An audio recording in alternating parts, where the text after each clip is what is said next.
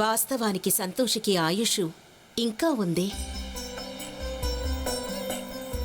మీరీ విధంగా దిగులు చెందకండి గోమాత. కొంచెం ఆగండి. మీ దిగులు దూరం చేసేందుకు నేనేమైనా చేస్తాను. సరే నానమ్మ, ఇక నేను ఫోన్ పెట్టేస్తాను, తర్వాత మాట్లాడతాను. పని మీద బయటకు వచ్చాను కదా. సరేనమ్మా.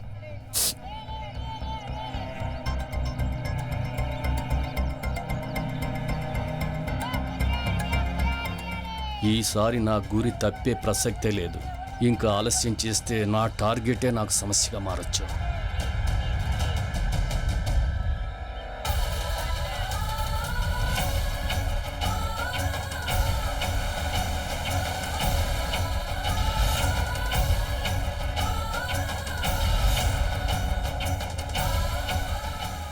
ఈ మానవుడు ఇలా చేస్తే ఆగేలా లేడు.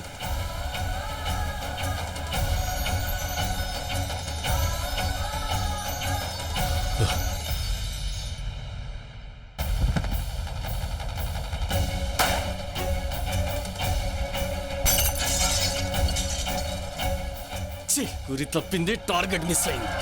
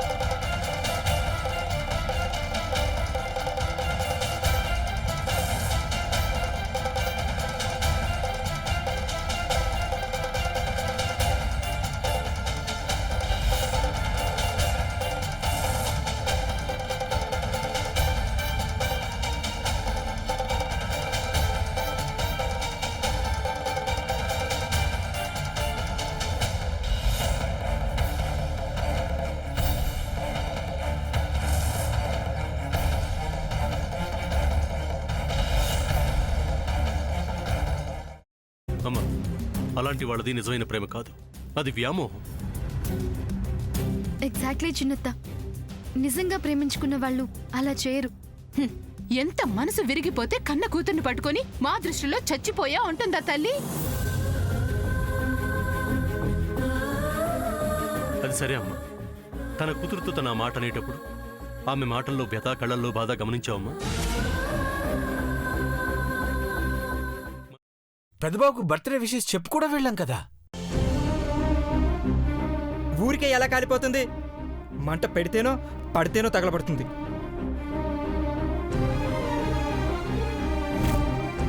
కరెక్ట్ చిన్నబాబు, నీకొచ్చినట్టే నాకు డౌట్ వచ్చింది. పార్వతే షర్టును తగలబెట్టిందనుకుంటా.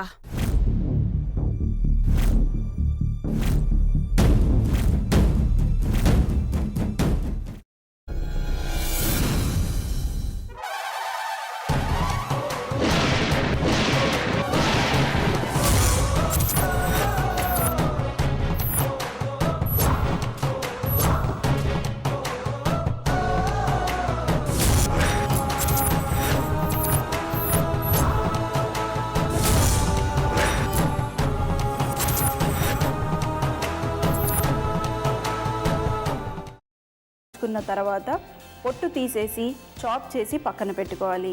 ఒక ప్యాన్లో కొద్దిగా నూనె వేడి చేసి అందులో ఆవాలు, మినప్పప్పు, శనగపప్పు, కరివేపాకు, సన్నగా తరిగి పెట్టుకున్న ఉల్లిపాయలు వేసుకుని 1 నిమిషం పాటు వేయించుకోవాలి. ఆ తర్వాత కాల్చి కట్ చేసి పెట్టుకున్న వంకాయని కూడా అందులో వేసుకుని బాగా మిక్స్ చేసి బౌల్లోకి ట్రాన్స్ఫర్ చేసుకుని అందులో తగినంత చిక్కటి పెరుగు లేదా పల్చటి పెరుగు వేసుకుని మిక్స్ చేసి అన్నంతో కానివ్వండి, చపాతీతో కానివ్వండి సర్వ్ చేసినా చాలా బాగుంటుంది.